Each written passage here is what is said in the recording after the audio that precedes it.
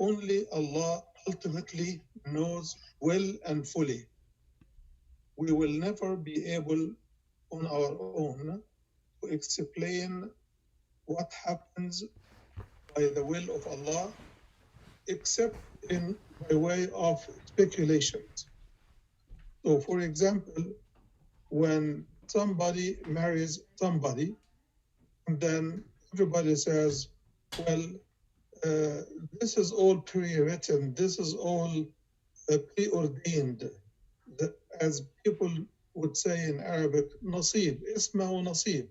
There's something that Allah has pre-planned, and this is what happened. But we don't know this until it actually happens. So our views are always retrospective, which means when we look back, we decide that this is what Allah willed. How do we know what Allah willed? We only know after it had happened. We could not tell before it had happened and before anything is fully done. So this is where we say, قدر الله وما شاء فعل. Allah has pre-planned this or preordained this, and whatever Allah pre-plans, that happens. So we are always dealing in retrospect with those issues. And that's why most Muslim scholars, if not all of them, they say that discussing and analyzing and trying to dissect the Qadar and the Qada'a based on our limited knowledge without the privilege of the knowledge of Allah, or without things happening in front of us fully, we can never tell. But when somebody, for example, is driving on a certain place, going in one direction, then he finds that traffic is heavy in that route, so he checks with Google, and Google gives him another direction. So he goes in the other direction, and on his way, he finds something that drafts his courage or expertise or whatever, and he stops. And it is an accident. And he finds one relative or friend is involved in that accident. And he is a nurse or a doctor, and he can save somebody's life. Then he would say, Alhamdulillah, that Allah guided me in that way, against my own wish. And he would say, قدر الله وما شاء فعل. So the Qadar also tells us about things that have been rewritten in the book of eternal records. What is the book of eternal records? It's called Al-Lawh al-Mahfuz. Lawh al-Mahfuz. What is Al-Lawh al-Mahfuz? Lawh al-Mahfuz is a book that was written before anything was created except for the pen. Lawh means a tablet. Lawh al-Mahfuz means the kept tablet. Kept from anybody. Only Allah knows what is in the eternal book of records. And only we can do what we want to do in this life, and this will go into our book of records. Each one of us has a book of records. And we explain this, and it's obvious and mentioned several times in the Quran that we don't need to go over this again. So I just wanted to give a brief summary as to the issues we discussed. Allah subhanahu wa ta'ala manages the whole universe and controls everything He has created. Because He is a creator, He has a purpose for everything. He has a purpose for everything. And based on His purpose of creation, everybody in this life, everything that He has created is living within the will of Allah subhanahu wa ta'ala. So does this mean that this undermines our free will? The answer is no. It does not undermine our free will. Our book of record is written based on our choices and action. It is not written based on the knowledge of Allah. Our books of record are written based on our choices and our action. And actions and choices that we are forced to follow or do not count against us. They don't get counted against us. If you are coerced to do something by the force of a gun or similar pressure, then you are coerced. The Quran says, إِلَّا مَنْ أُكْرِهَ وَقَلْبُهُ مُطْمَئِنٌ بِالْإِيمَانِ. Allah does not hold accountable the people who are being compelled by the force to do certain things that they hate doing, but He does not hold them accountable for those action of compulsion, but He holds them accountable for what they chose by free will. So our free will is the foundation for our choices, and our choices are our actions, and what we choose to do is our responsibility. So we want this issue to be very clear. So Allah, when He first created, He created the pen, and He told the pen, write. And the pen asked Allah, what should I write? And the pen says, write everything that is going to be created, and write the ages of people, the provisions of people, when they are fetuses in their mother's wombs. So your length of life is pre-written, your rizq is pre-written, and some people asked the Prophet ﷺ about that, and we'll go over some of those issues today. They asked about, and if Allah has written even our fate in the eternal book of record, then what should we do, or why should we work? And the Prophet, peace be upon him, says, do work, because everyone, his path to his fate will be made easy. And we can explain this by reading the ayah from Surah Al-Layl.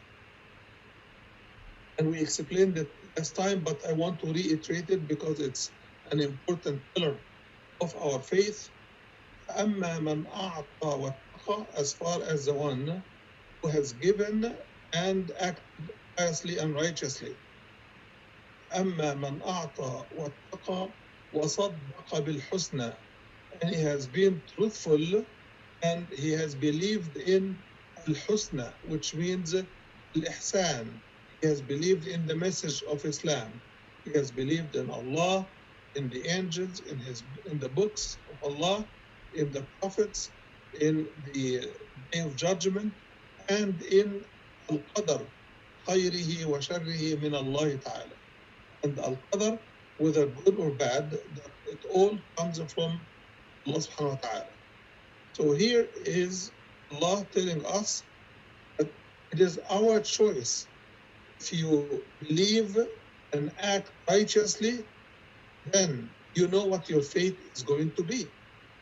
Okay? And if somebody else does not believe and he does not act righteously, then he and his path will be made easy towards his own choices and his own fate.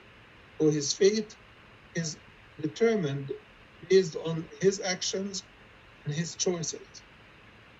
So Allah does not force us to choose something and then hold us accountable to what we're doing. It is our choices that matter, and Allah subhanahu wa ta'ala only helps us get where we want. I gave the example of police officer. Of course, there is no comparison, but just to illustrate the issue. A police officer gives you direction, and you followed his direction. When you call him afterwards and tell him, I got stuck somewhere, he will ask you, where are you? And you give him the signs and the cross section or the intersection. He will tell you, follow or turn right or turn left. But if he calls you and he finds that you went south on the highway, that he told you go north, what can he help you with? He will be frustrated, okay? Of course, Allah is never frustrated. Nobody could frustrate Allah subhanahu wa ta'ala. But if you choose something, Allah will make it easy for you. So the choice is essentially and primarily yours. The actions are yours to take responsibility for. And as such, no one is forced by Allah to do what they do. So no one could use the Qadar to say, oh, because Allah subhanahu wa ta'ala has preordained this on me. No, Allah subhanahu wa ta'ala did not tell you what he had preordained. It's all your choices.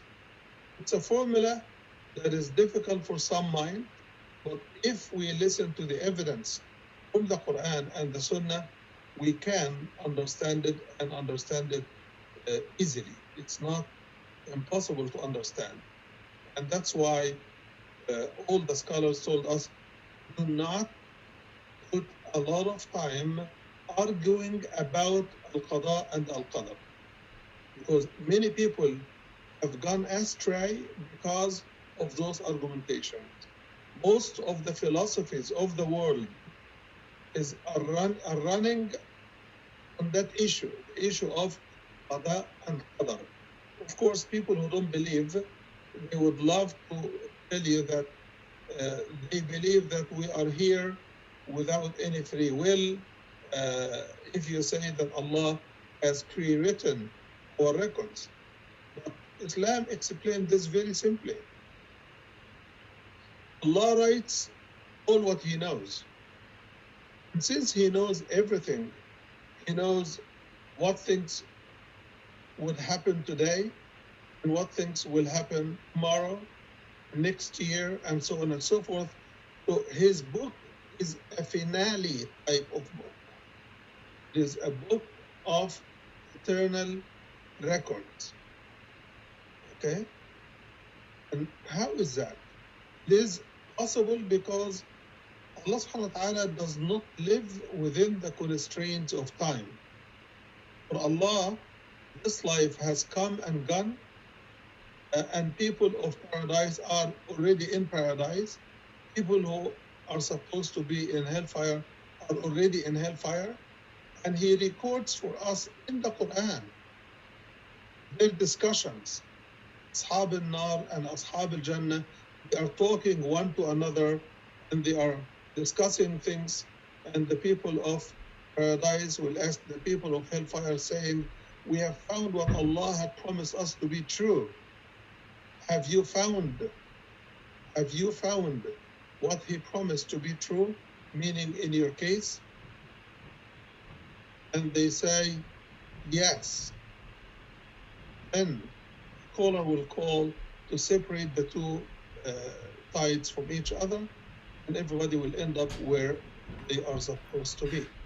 So when Allah records for us discussions that happens between people in hellfire and the angels, or people in paradise and people in hellfire in the beginning of the division, and as soon as they enter here and they enter there, and that means for Allah, those things had already happened. And the clear evidence for that is those statements are recorded for us in the Quran in the past tense, which means for Allah, it has come and gone. It has already happened. He is not saying they will. No, he is saying that they are already in. the people of paradise will say, Alhamdulillah alladhi hadana lihada, wa ma kunna linahtadiya lawla an hadana Allah. They will say, all praise and thanks and gratefulness are due to Allah, the one who has guided us. Were it not for him, we wouldn't have been guided. This is clear. We say, they will say, because we are not there yet. But when Allah told us what they will say, he said, and they said. He didn't use the present tense. He used the past tense to tell us and to make it clear for us that for him, he is not waiting for us to do something to know what we would do. And that raises the other question.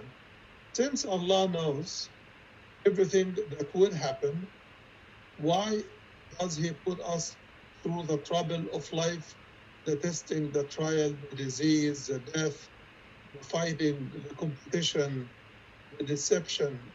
Well, all of these are our works, except for death.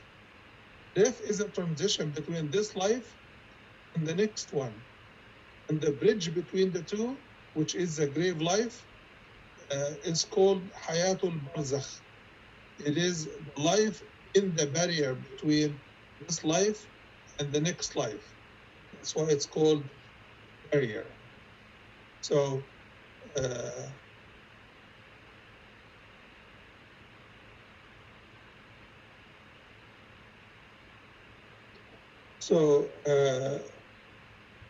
when we ask this question, we need not to be ashamed.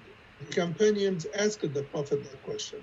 They said, why should we work or do anything since Allah subhanahu wa ta'ala has determined or has recorded our fate? Allah has recorded our fate as he recorded our actions. As he recorded our actions. For him, we have already lived and died and resurrected, and we have stood accountability, and this life is already finished. To get a glimpse of this, I want you to think of what astronomers tell us. Astronomers tell us, by the time you see the light of a star, it has lived and died thousands of light years before. Do you understand? By the time you see a star light in the sky, it might have lived and died thousands of light years before. So, but for us, the light came to us in our time. But for the star, which is a creation of Allah, it has already lived its life, and its light is gone, and its illumination is gone, and it's dead. It has been sucked into the black hole. So it shouldn't be difficult for us to understand. So the Prophet ﷺ, in answer to this question, he says, "اعملوا كل ميسر لما خلق له." Do your best effort and do what you want to do. This life is yours to enjoy. It is yours to make choices, and you have always the option to believe or not to believe. And after you believe, you have a choice to be obedient believer or rebellious or disobedient believer. Of course, we always say that a true believer does not rebel or disobey his Lord. But in reality, we are all disobedient. We are all sinners. And Allah is oft forgiving, oft merciful. Allah wa Tawwabur Rahim. He always accepts our repentance. He is always merciful, ready to receive us.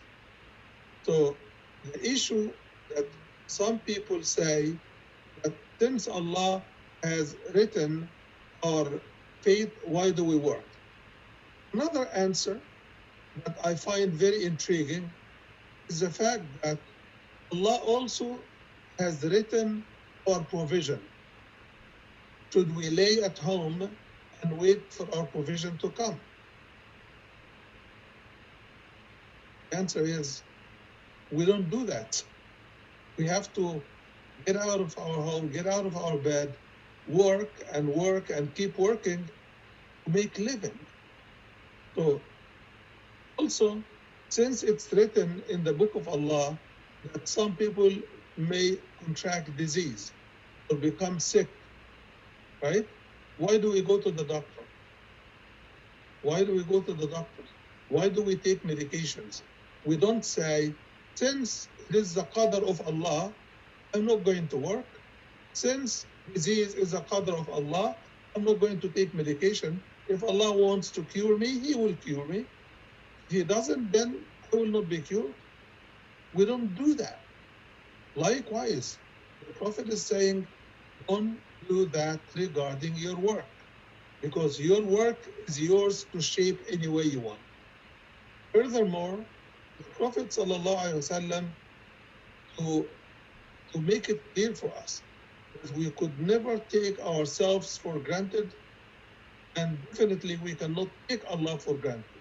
He tells us that one of you may be working the works of people and doing the deeds of people of paradise until he has a very short distance between him and paradise. Then whatever is rewritten in the book will come to kick in, will come to pass, because it is in the book of knowledge of Allah subhanahu wa ta'ala, and He will change his attitude, He will change his position from Allah, from the Qada'a, from the Qadar, from the tests of this life, and he will turn against himself, and he will start doing the deeds of the people of hellfire, and he will be finishing this life as a person who is from hellfire, or who is created for hellfire, as the Prophet ﷺ foretold us. The opposite is equally true. A person may be working the works of people of hellfire until he becomes very close to getting into hellfire, and then he will change his mind, he will change his attitude, he will believe, he will accept faith, he will become righteous, and he will finish his life, the finishing of the people of paradise. And he will be among the people of paradise. In this hadith, the Prophet ﷺ tells us that please mute your mics, brothers and sisters.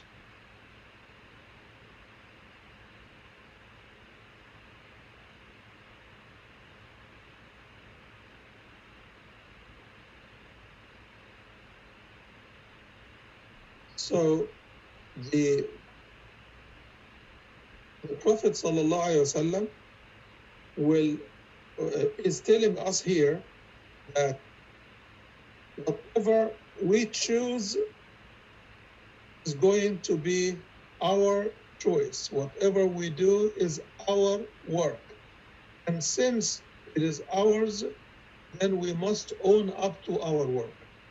So the person who was working the works of paradise until he was very close to being among the people of paradise, and then he gets into a test or a trial, and then he will turn against Allah. And this is a person that is also described in the Quran. وَمِنَ النَّاسِ مَنْ يَعْبُدُ اللَّهَ عَلَى حَرْفٍ. Among people are a person who is worshipping Allah not only on edge, a condition, but he wants Allah always to work for him. He wants Allah to give him what he wants, as much as he wants, at the time he wants, in the way he wants, in the amount he wants, everything. But Allah is not our servant. We are his servant. He has already given us everything there is in this life. for us to use. And as such, we are responsible to be grateful for Allah for what He has given us. So now, when we are doing something, it is based on our choice. So Allah subhanahu wa ta'ala is saying in this ayah, وَمِنَ النَّاسِ مَن يَعْبُدُ اللَّهَ عَلَى حَرْفٍ. I will be a good worshipper of Allah if He gives me this and this and this. Well, you can't condition Allah. What about if He doesn't? What about if what you're asking for is not actually good for you? And that's why He doesn't give it to you. So, do you want to disown your relationship with Allah? Do you want to disown your own Creator? Do you want to deny His right on you after all what He has done for you? You want to get the whole world in your at your fingertips? Well, it is, but you have to work to get what you want, what you need. Allah subhanahu wa ta'ala said in the Quran, وَأَن لَيْسَ لِلْإِنسَانِ إِلَّا مَا سَعَى. Man will never get except what man works for. You have to earn it. وَأَن لَيْسَ لِلْإِنسَانِ إِلَّا مَا سَعَى. You don't get except what you work for. وَأَنَّ سَعْيَهُ سَوْفَ يُرَى. And his works will be shown, will be on display on the day of judgment. ثُمَّ يُجْزَاهُ الْجَزَاءَ الْأَوْفَى. And then he will be fully compensated for it, which means in this life and on the day of judgment. So the works of this life, you will see the results in this life. And the works that you do for the day of judgment, it will be clear and they will be obvious to you on the day of judgment. But both works are yours. It is not Allah's work, what you do, but your work is His creation. Your work is part of the creation of Allah. Allah subhanahu wa ta'ala says, وَاللَّهُ خَلَقَكُمْ وَمَا تَعْمَلُونَ. This ayah comes in the context of the story of Prophet Ibrahim when he denied his community the worship of idols, telling them, how come you worship those idols while you make them? Allah has created you, and He has created what you do, which is the idols. You make them with your own hands. How illogical it is that you're doing something with your own hands, and then you want to worship what you make, and you claim that they have made you. They have not made you. So Ibrahim was telling them, وَاللَّهُ خَلَقَكُمْ وَمَا تَعْمَلُونَ. Ahl al-Sunnah wal-Jama'ah, they interpret this ayah as saying that Allah has created you and He has created what you do as well. Of course, this is true. This is the truth that we have to believe, because if Allah had not willed it, it would not happen. But it is based on my will. And we explained before that the will of Allah in relationship to my will is like a circle in a vast desert, or a small circle like this, a small circle that you see in the vast open-ended universe around it. This is the will of Allah, and your will and my will and His will and her will are all within that universe. So we are all creatures of Allah, and only Allah is the source of the power that we deploy and use to get things done. But we get it done our way.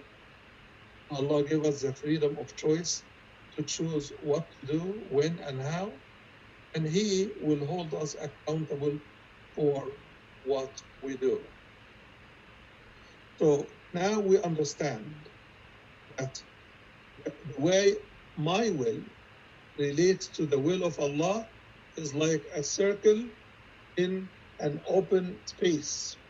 That open space is the will of Allah because it is unlimited. It includes everything. Anything that He doesn't will doesn't happen. If Allah wants to stop Pharaoh from capturing Moses, if this is His will, and it was, He captures Pharaoh and lets Moses run free. Allah put Pharaoh to death, put him to drown under the water, and He let Moses and his community flee and be saved. Allah saved them, and He drowned Pharaoh and his soldiers and his community. So if Allah wanted to put Yusuf in the prison, He would put Yusuf in the prison. And Yusuf was at no fault of his own. Yusuf didn't do anything wrong. He didn't wish that lady, he didn't desire that lady, he doesn't care. But at the end, they imprisoned him knowing that he was innocent, just as a cover-up for the lady's violation of the rules of Allah subhanahu wa ta'ala. So, and when Allah wanted to save Yusuf from the prison, He sent a dream to the king, and Yusuf was the only one to interpret that dream because Allah taught him how to interpret dreams properly. Okay? So Allah, when He wants something, no reason can stop. Nobody is out of the control of Allah subhanahu wa ta'ala. Whether it is the wind, or the rain, or the hails, or the snow, or the clouds, or the earth, or the sun, or anything in this creation. Everything is under His ultimate control. Some of the things Allah has created, they have absolutely no free will. So the sun is running in its course in one direction. The moon is revolving around the earth according to a certain clear system. The earth is revolving around the sun in a certain orbit, very predetermined, preset by Allah. Everything is in its orbit. كل في فلك يسبحون. The only two creatures that have free will are the jinns and the humans. So when Allah holds us accountable, it is based on that free will. People who believe that we are predestined and we have no control over what happens are wrong, because they drop out their own free choices that they actually exercise in this life. Otherwise, how does somebody travel from one point to another? Does Allah carry him? Or does he plan, buy a ticket, go to the airport, seek the right flight at the right gate at the right time, and present his ticket, get the permission to board, take his seat, her seat, and fly? All of these actions are choices. Some people catch the flight because they have discipline to do that. Some others don't because they don't have the discipline. So they go late to the airport, or maybe Allah doesn't want them to fly actually, and an accident can happen, and it can delay his arrival to the airport, and he can miss the flight. So sometimes you lose what you want because of your deeds, and sometimes it's out of your hand. Like the disease we are facing now, Corona. Some people will stay home because they are wise enough to heed the warning and to heed the guidance of the healthcare officials. and they stay home to protect themselves and others. Some others will venture out and they will contract the disease if Allah wills it. Some people will venture out and they may not contract the disease. It's all by the will of Allah. But do we expose ourselves when we go out? We do.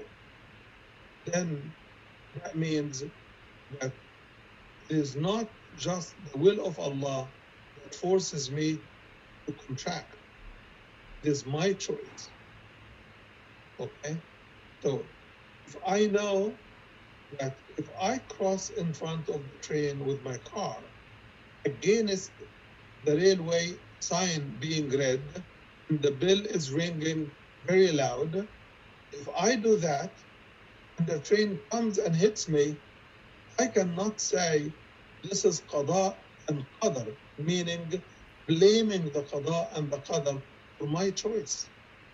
No, it is my fault. Your fault is yours.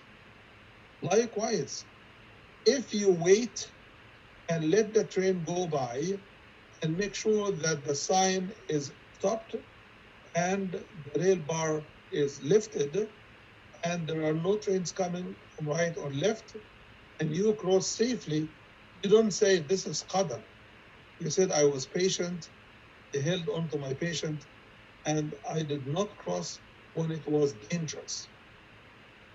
So why do we blame the Qadar for what we do when we don't like the results? And why don't we take responsibility for what we do? And why do we take credit if the results are good and say, this is my good work?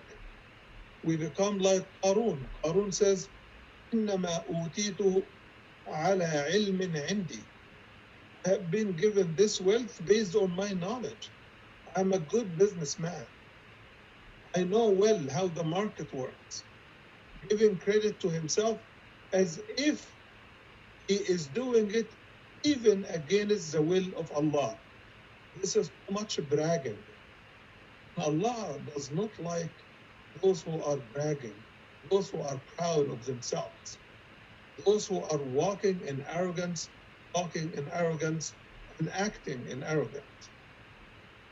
Allah has the ultimate will, but you have a choice as to what you want, and this is why Allah subhanahu wa ta'ala hinges our fate in the hereafter on primarily what we want.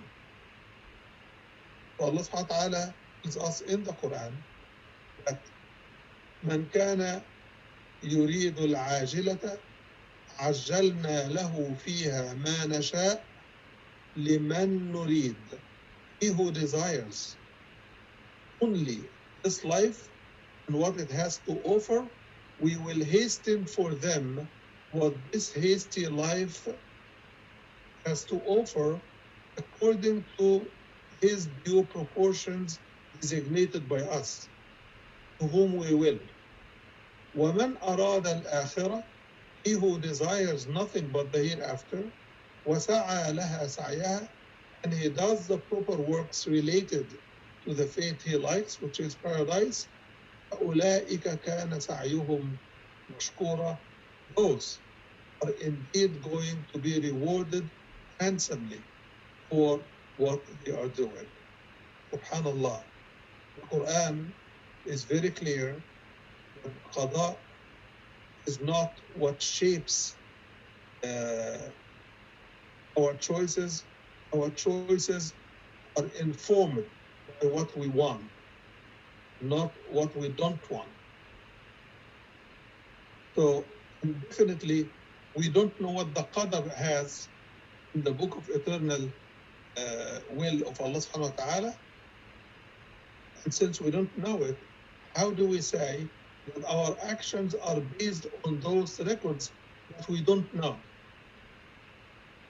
How could you do that? How could we, as humans, just attribute to Allah things we don't like to escape responsibility?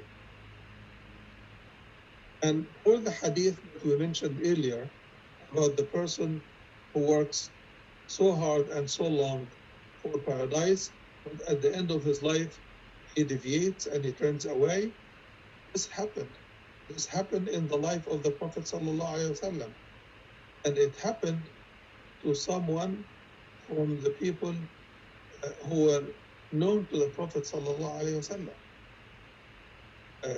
In one of the battles, the Prophet ﷺ looked at a man who was fighting like a lion. He was very brave. And he told his companions, if you want to see someone from the people of hellfire, look at this man. And the people said, how come? How come? His faith, his zeal, his spirit, his fighting, his dedication, his devotion, his discipline. Look how many people he has killed and all of this. How come this will go to hellfire? And they decided to track the man all throughout. And at the end, they came to the Prophet ﷺ and they said, O Messenger of Allah, you spoke the truth. And he said, what is that about? He said, you remember the man so-and-so that you said, look at the man from hellfire? And we objected at that time. This man, when he was stuck by a sword and he found it very painful and difficult, he took the sword and he stuck it all the way in and killed himself out of pain, and he killed himself to finish his life. So he was very patient and brave in the battlefield, but he could not take a sword's pain. He could not be patient with this. He did not want to be patient with this. So the Prophet ﷺ said, yes, that is true.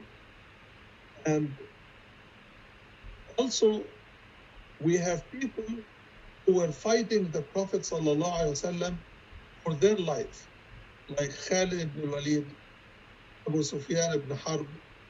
They were both fighting the Prophet ﷺ. Khalid ibn Walid was fighting the Prophet until 1 year before the conquest of Mecca.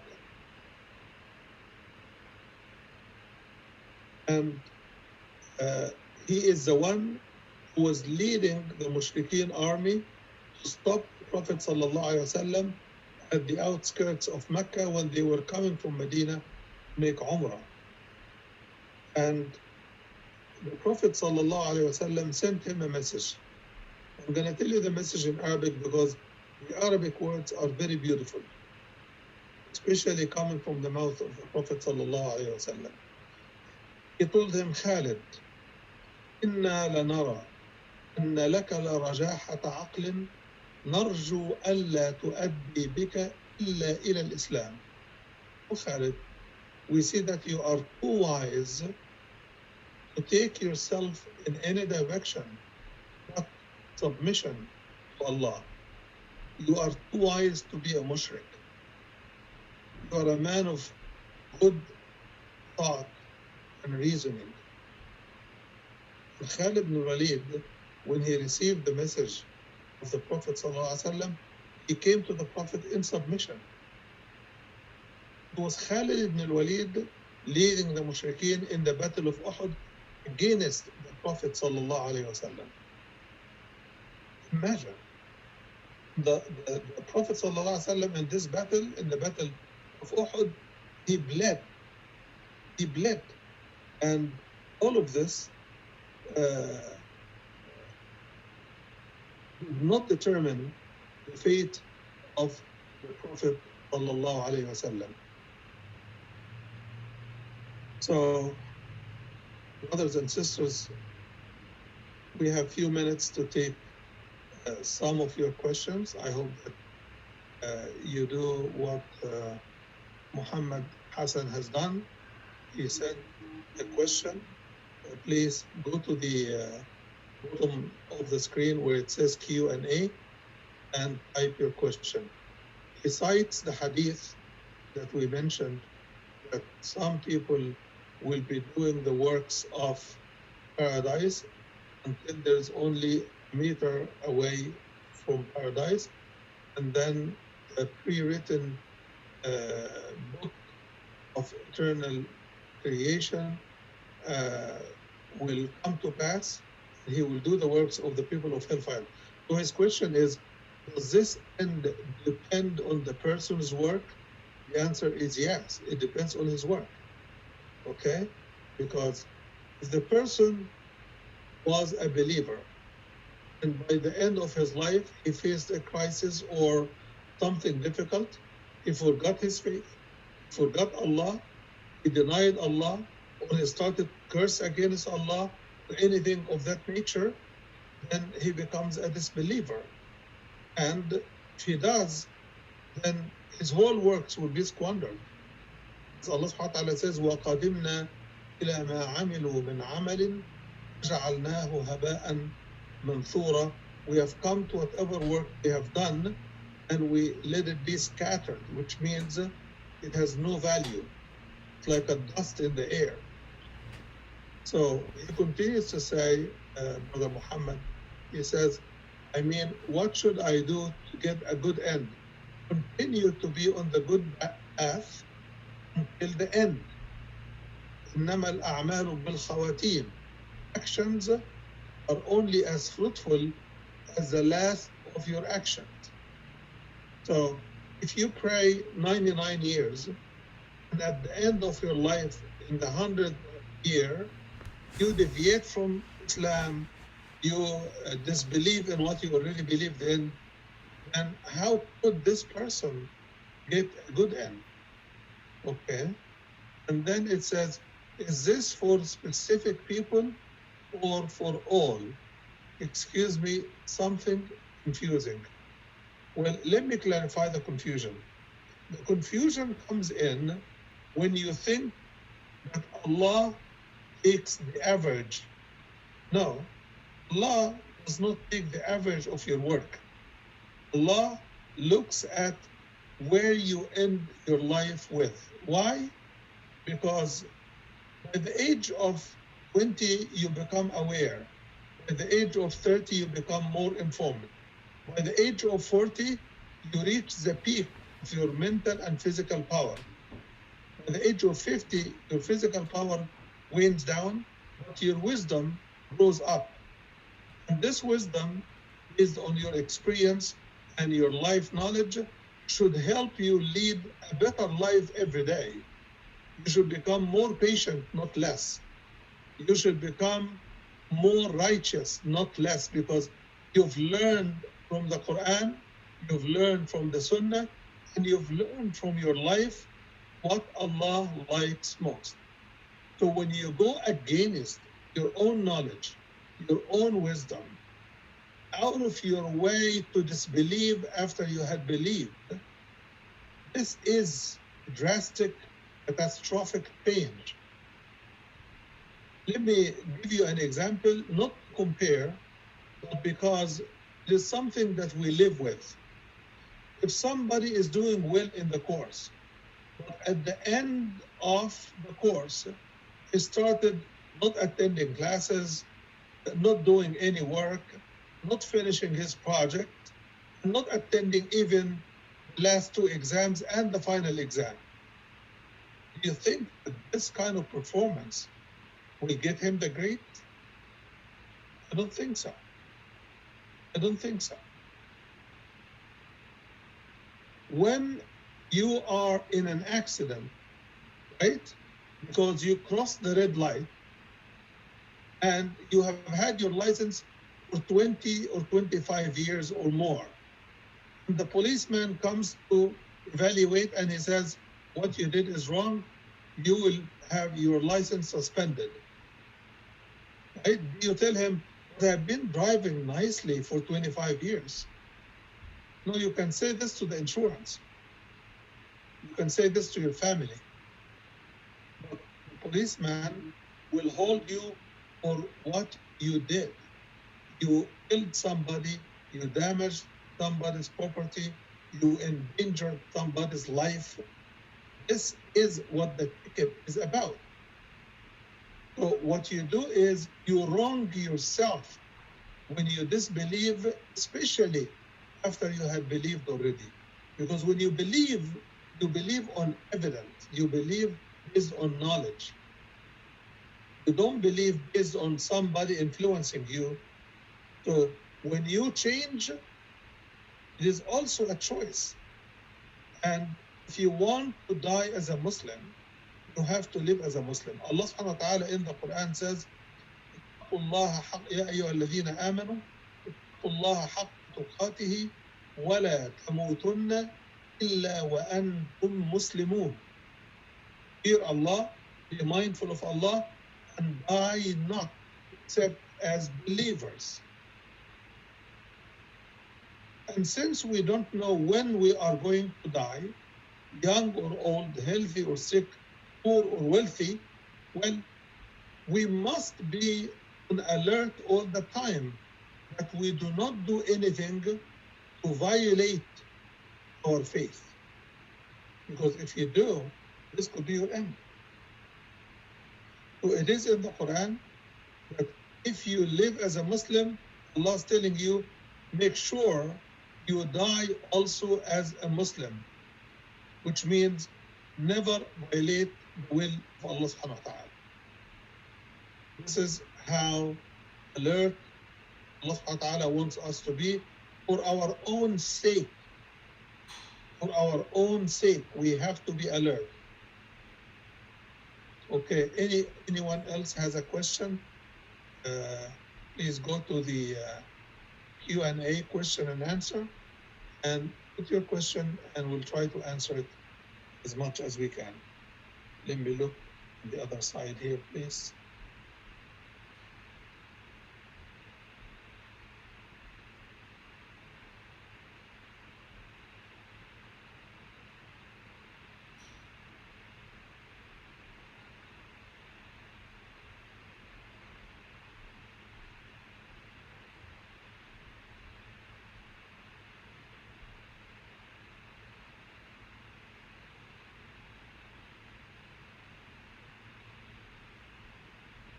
So we are looking forward for your questions if you have any.